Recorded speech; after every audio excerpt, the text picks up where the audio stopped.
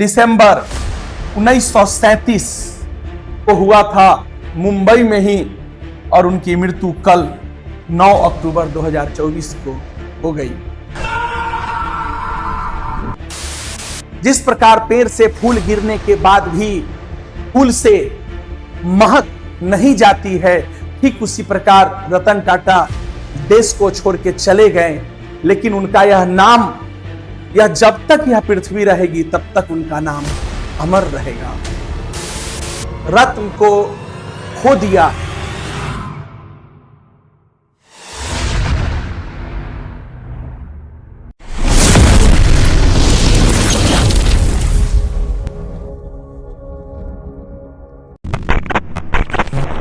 दोस्तों, जिंदगी में अपने किरदार को इस तरह से निभाओ कि पर्दा गिरने के बाद भी तालियां बजती रहे।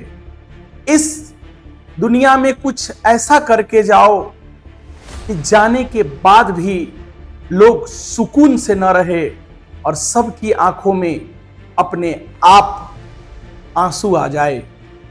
दोस्तों, आज भारत ने एक ऐसे अनमोल रत्न को खो दिया जिसकी भरपाई असंभव है।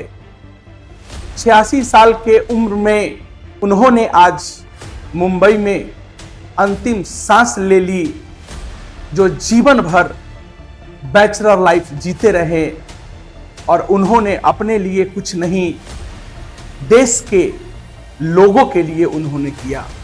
कितने घर को खुशियां दी, रोशनी दी, कितने परिवार को उन्होंने बना दिया, कितने लोग आज उनसे जीवन यापन कर रहे हैं और जी रहे हैं।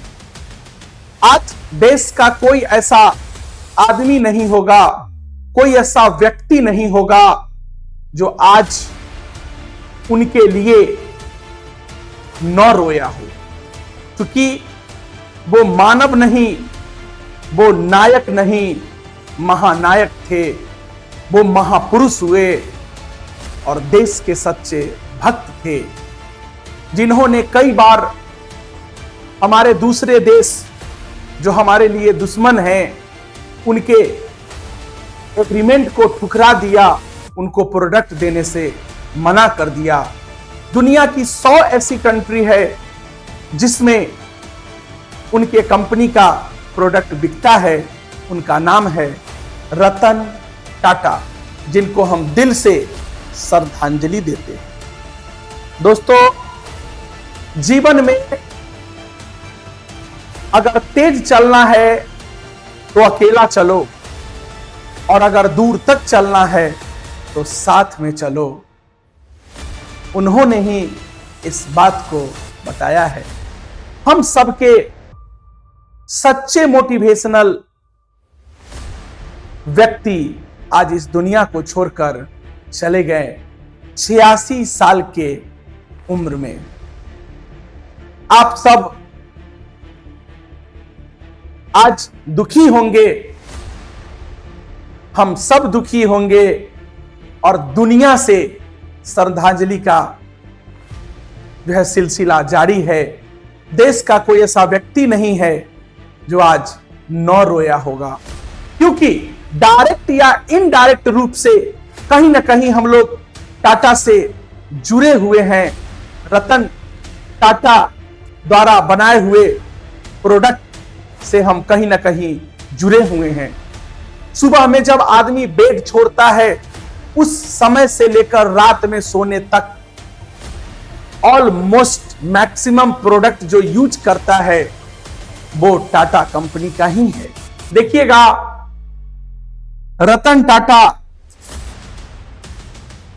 का जन्म 28 दिसंबर 1937 को हुआ था मुंबई में ही, और उनकी मृत्यु कल 9 अक्टूबर 2024 को हो गई। शख्स पूरा जीवन बैचलर रह के गुजार दिए, यह सोच के कि देश के लोग को ऐसा कुछ साधन दिया जाए, रास्ता दिया जाए, प्लेटफॉर्म दिया जाए जिस पर देश के मैक्सिमम लोग उस पर अपना जीवन यापन करे या कहीं ना कहीं हमारे प्रोडक्ट से लाभान्वित हो और सही ढंग से यूज करे, वो शख्स है रतन टाटा। अब यहां प्रश्न उठता है कि उनकी विरासत को कौन संभालेगा। आपको पता होगा कि अभी तक उन्होंने ऐसा कुछ भी नहीं किए हैं जिससे यह पता चल सके कि उनका विरासत कौन संभालेगा, क्योंकि उनका भाई और उनके जो बच्चे हैं वो सब उनके कंपनी में जैसे अदर प्रोफेशनल लोग काम करते हैं वैसे ही काम कर रहे हैं। आपको पता होगा कि पारसी समाज से बिलोंग करते थे और पारसी समाज एक ऐसी समाज है जिसमें मरे हुए सबको आकाश में दफनाया जाता है, यानी खुले में खुले जगह पर छोड़ दिया जाता है और मरे हुए आदमी के सब को गिद्ध के हवाले कर दिया जाता है। यही एरिया होता है और इसमें जो है मरे हुए आदमी को रख दिया जाता है अंदर में और गिद्ध के हवाले कर दिया जाता है। दोस्तों, इसी प्रकार से पारसी समाज के लोगों को रख के खुले में और गिद्ध के हवाले कर दिया जाता है। जैसा कि सुनने में आ रहा है कि इनका भी जो है पारसी समाज के तौर तरीकों से ही इनका अंतिम संस्कार किया जाएगा, जो इसी विधि से किया जाएगा मुंबई में। रतन टाटा जी 86 साल के उम्र में हम सबको देश को छोड़कर चले गए, जिन्होंने देश को एक चीज नहीं कई चीज दिए, जिससे आज हम सब कहीं ना कहीं सब लोग लाभान्वित हैं। दुनिया का एकमात्र ऐसा शख्स है जिन्होंने 1 लाख में कार दिया था नैनो, जो कि दूसरी कंपनी सोचते रह गई, क्योंकि इनका पर्पस था कि हर गरीब आदमी मोटरसाइकिल न खरीदकर, बाइक न खरीदकर कार खरीदे और बंद गाड़ी में चले। दुनिया का एकमात्र ऐसा शख्स है। उनको उसमें बहुत ज्यादा प्रॉफिट भी नहीं था, लेकिन उनका शौक था, इसलिए उन्होंने ऐसा किया। रतन टाटा जी का निधन हम सबके लिए अत्यंत दुखद है। उन्होंने समाज के उत्थान में जो योगदान दिया वह सदैव याद रखा जाएगा। ईश्वर उनके परिवार को इस कठिन समय में शक्ति दे। उन्होंने जिस प्रकार पेड़ से फूल गिरने के बाद भी फूल से महक नहीं जाती है, ठीक उसी प्रकार रतन टाटा देश को छोड़ के चले गए, लेकिन उनका यह नाम, यह जब तक यह पृथ्वी रहेगी तब तक उनका नाम अमर रहेगा। आपको पता होगा कि रतन टाटा का ट्रस्ट में, टाटा में किसकी कितनी हिस्सेदारी है, तो टाटा ट्रस्ट की हिस्सेदारी है 66%। मिस्त्री परिवार का 18.4% है, अन्य का 2.6 है और टाटा ट्रस्ट का 13% है। तो आपको पता होगा, आपने सुना भी होगा कि टाटा का जो सालाना इनकम होता है उसका मैक्सिमम परसेंटेज वो ट्रस्ट को ही क्या करते हैं, डोनेट कर देते हैं।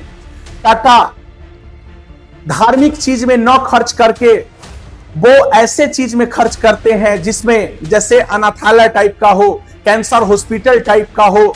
और आज भी इंडिया में कोई कंपनी, एकमात्र ऐसी कंपनी है जिसमें एम्प्लॉय को सबसे ज्यादा सुख मिलता है, सबसे ज्यादा काम करने में मजा आता है और उसकी सैलरी भी अच्छी होती है और काम करने में मजा भी आता है, वो है टाटा। इसलिए हम दिल से सैल्यूट करते हैं उनको, जो उन्होंने एक लकीर खींच के चले गए हैं। वो लकीर को पार करना अब हमको लगता है नामुमकिन है, किसी भी बिजनेसमैन के लिए संभव ही नहीं है, क्योंकि हर बिजनेसमैन का सोच और रतन जी का सोच में जमीन और आसमान का फर्क है, जैसा आप देखते ही होंगे। दोस्तों, सबसे पहले यह जानना जरूरी है कब किसने संभाली टाटा ग्रुप की कमान। 1868 से 1904 में ग्रुप के संस्थापक जमशेद जी थे। आपको पता होगा जमशेद जी टाटा ने इसकी शुरुआत की थी। 1904 से 1932 में सर दोराबजी टाटा थे, 1938 से 1991 में JRD टाटा थे, और 1991 से 2012 में रतन टाटा थे। और रतन टाटा ने मिस्त्री परिवार को उसके बाद कमान दे दिया। मिस्त्री परिवार की भी प्रॉब्लम हुई और उसके रिश्ते में खटास हुआ टाटा से। उसके बाद एक एम्प्लॉय ही, एक नॉर्मल आदमी ही अभी टाटा कंपनी को संभाल रहा है। तो इस प्रकार से आपने आज देखा कि रतन टाटा जी देश को, दुनिया को छोड़ के चले गए। एक अनमोल रत्न को आज हम सब ने खो दिया, जिसका नाम है रतन टाटा जी।